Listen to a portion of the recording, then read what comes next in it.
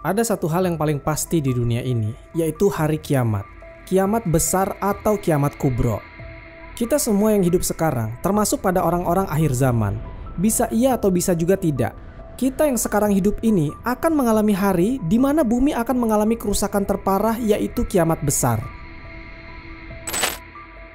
Hari yang menjadi akhir dari segala yang hidup.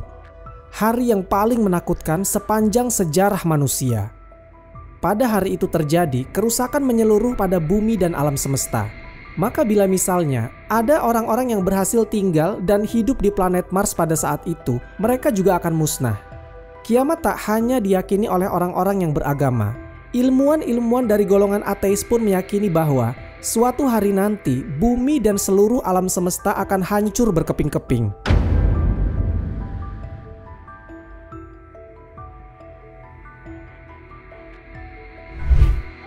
Namun sebelum kiamat besar itu terjadi, di masa-masa sebelum itu akan terjadi kerusakan-kerusakan kecil yang ditimbulkan oleh manusia, mulai dari perang, fitnah, dan kebohongan-kebohongan lain yang bisa merusak akidah umat Islam.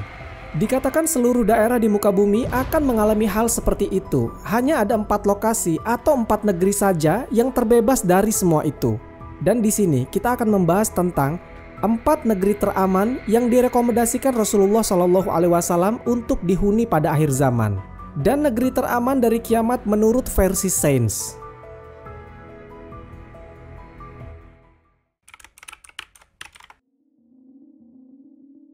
Mekah atau secara resmi bernama Makkah Al-Mukarramah adalah sebuah kota yang mulia dan menjadi satu kota suci umat Islam.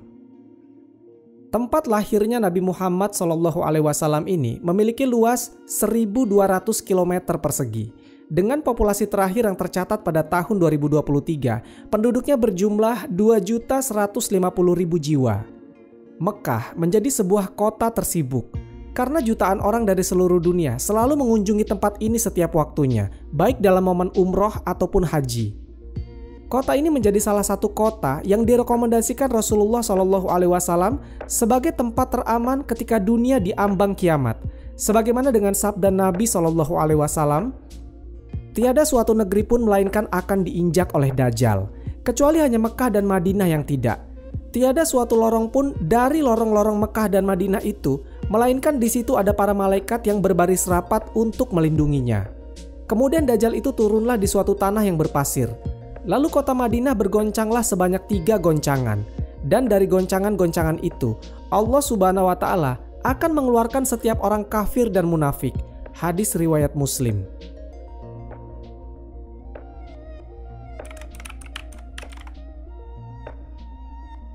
Awalnya, kota ini bernama Yatsrib. Kemudian diubah namanya menjadi Madinah. Kota Madinah yang berjarak 450 km dari Mekah ini menjadi kota selanjutnya yang direkomendasikan Rasulullah SAW sebagai kota yang aman untuk ditinggali ketika dunia diambang kiamat kubro. Hal itu sesuai dengan sabda Nabi SAW.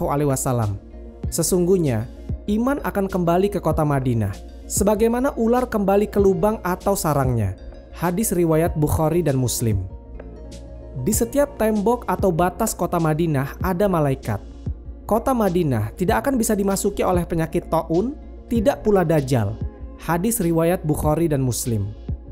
Kemudian ada pula perkataan Dajjal yang menyebutkan, "Aku adalah Al-Masih Ad-Dajjal. Hampir datang waktunya aku diizinkan keluar, lalu aku akan berjalan mengelilingi bumi.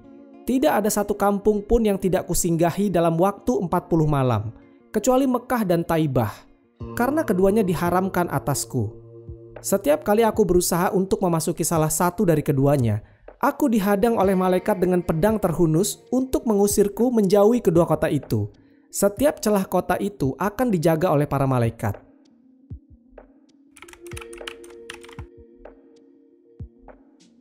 Allah Subhanahu wa Ta'ala juga melebihkan negeri Yaman dibanding negeri-negeri lainnya setelah Mekah dan Madinah.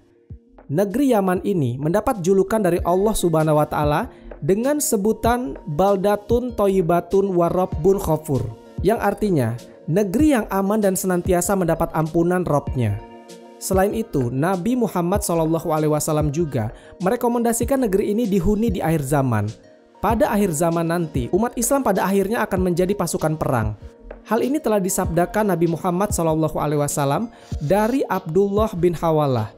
Nabi SAW bersabda, pada akhirnya umat Islam akan menjadi pasukan perang. Satu pasukan di Syam, satu pasukan di Yaman, dan satu pasukan lagi di Irak. Hendaklah kalian memilih Syam, karena ia adalah negeri pilihan Allah. Allah kumpulkan di sana hamba-hamba pilihannya. Jika tak bisa, hendaklah kalian memilih Yaman dan berilah minum hewan kalian dari kolam-kolam di lembahnya. Karena Allah Subhanahu wa Ta'ala menjamin untuk negeri Syam serta penduduknya. Hadis riwayat Abu Daud, Imam Ahmad, Al-Hakim dan Ibnu Hibban. Ada hadis sahih juga dari Al-Hakim dan Albani. Dari Abu Hurairah radhiyallahu anhu, Nabi SAW bersabda, penduduk Yaman telah datang kepada kalian. Mereka adalah orang-orang paling luluh hati dan paling lembut hati. Keimanan ada di Yaman dan hikmah ada di Yaman. Hadis riwayat Bukhari dan Muslim. Dari sahabat Sauban berkata, Rasulullah SAW telah bersabda, sesungguhnya, kelak aku akan berada di samping telagaku. Kemudian aku akan menghalangi orang-orang yang akan meminum dari telagaku, agar penduduk Yaman dapat meminumnya terlebih dahulu.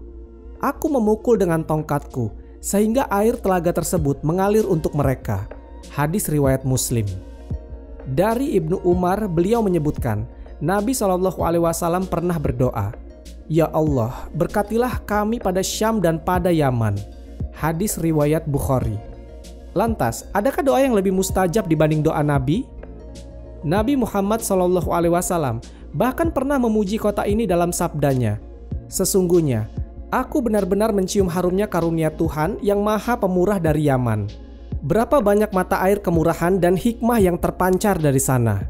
Allah Subhanahu wa Ta'ala juga berfirman dalam Al-Quran surat Al-Ma'idah ayat ke-54 yang artinya, Hai orang-orang beriman, barang siapa di antara kamu yang murtad dari agamanya, maka kelak Allah akan mendatangkan suatu kaum yang Allah mencintai mereka dan mereka pun mencintainya.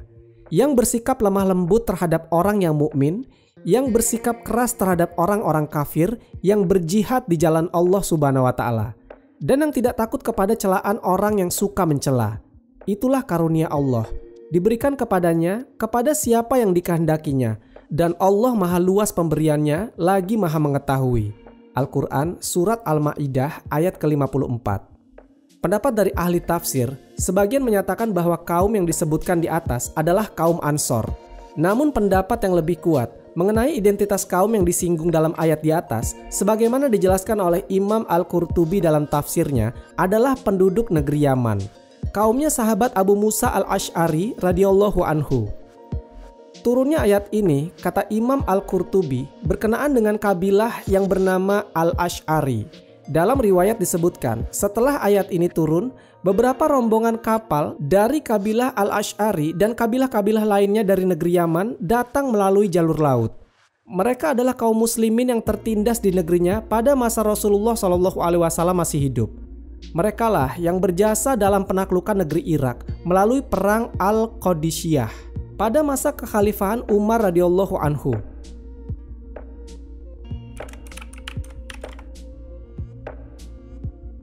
Negeri Syam juga menjadi salah satu negeri yang disebut-sebut Rasulullah SAW dan mendapat keberkahan dari Allah Subhanahu wa Ta'ala. Negeri ini senantiasa dijaga malaikat sehingga baik bila dihuni pada akhir zaman nanti. Beruntunglah negeri Syam. Lalu sahabat bertanya, "Mengapa ya Rasul?" Rasulullah SAW menjawab, "Malaikat rahmat membentangkan sayapnya di atas negeri Syam." Hadis riwayat Imam Ahmad. Dijelaskan Rasulullah SAW bahwa Syam merupakan pusat negeri Islam di masa akhir zaman nanti. Nantinya disinilah akan menjadi tempat huru-hara dan peperangan dahsyat. Pada akhirnya umat Islam akan menjadi pasukan perang.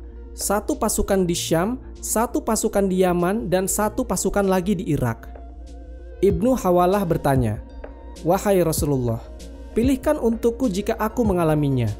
Rasulullah SAW bersabda, "Hendaklah kalian memilih Syam, karena ia adalah negeri pilihan Allah, yang Allah kumpulkan di sana hamba-hamba pilihannya.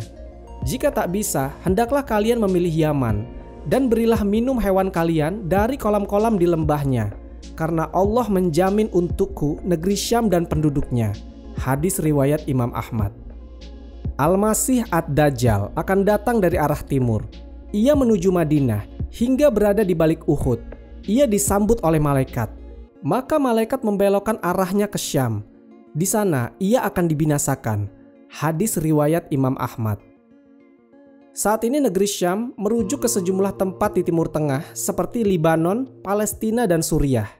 Dan di wilayah 3 negara itu disebutkan menjadi tempat teraman ketika terjadi huru-hara akhir zaman, terutama tanah Palestina yang saat ini seluruh mata di dunia tertuju padanya.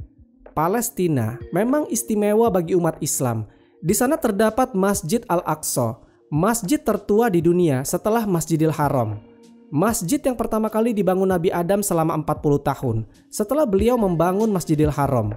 Saking spesialnya negeri Palestina ini, banyak hadis-hadis Nabi Shallallahu Alaihi Wasallam yang merujuk pada Palestina, terutama tentang kondisi akhir zaman. Rasulullah Shallallahu Alaihi Wasallam bersabda, akan terjadi hijrah sesudah hijrah. Maka sebaik-baiknya penduduk bumi adalah orang-orang yang mendiami tempat hijrah Ibrahim. Lalu yang tersisa di muka bumi hanyalah orang-orang yang jahat. Bumi menolak mereka. Allah menganggap mereka kotor. Dan api akan menggiring mereka bersama para kera dan babi. Hadis riwayat Abu Daud.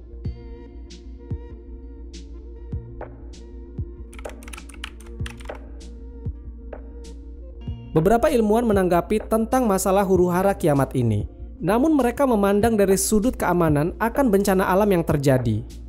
Setidaknya ada 2 tempat yang mereka anggap sebagai tempat yang mungkin saja aman ketika dunia diambang kiamat. Yang pertama, daerah Bolivian Altiplano, Amerika Selatan. Di saat perubahan iklim ekstrim terjadi sehingga membuat naiknya permukaan laut, tempat ini jadi salah satu yang terbaik. Sebuah dataran tinggi yang kemungkinan tidak akan pernah terkena banjir. Walaupun ada gunung Himalaya, Bolivia Altiplano terasa lebih bersahabat untuk dijangkau. Sebuah tempat indah yang membuatmu bisa bertahan hidup dengan banyak sumber air dan makanan yang tersedia. Dan mungkin saja, makanan terakhir yang bisa kamu nikmati mungkin hanyalah daging flamingo. Kemudian tempat teraman menurut sains yang kedua ada di daerah Lesotho, Afrika Selatan. Negara kecil di Afrika Selatan ini merupakan salah satu tempat paling aman di dunia. Lesotho adalah satu-satunya negara merdeka yang seluruh bagiannya terletak di atas ketinggian 1000 meter. Spesialnya lagi, kawasan Lesotho memiliki sedikit garis patahan dan segelintir gunung berapi yang bisa diasumsikan bahwa tempat ini akan terhindar dari banjir dan juga terhindar dari gempa bumi. Namun tentu saja, kedua tempat ini adalah bagian dari pendapat para ilmuwan yang mereka mengambil sudut pandang keamanan dari bencana alam besar yang akan terjadi di hari kiamat. Wallahu a'lam bishawab. Semoga kisah ini bermanfaat. Lebih dan kurangnya mohon dimaafkan. Yang benar datangnya dari Allah Subhanahu wa Ta'ala, khilaf atau keliru itu datangnya dari saya pribadi sebagai manusia biasa. Sampai ketemu di kisah-kisah seru yang penuh makna selanjutnya. Saya akhiri. Wassalamualaikum warahmatullahi wabarakatuh.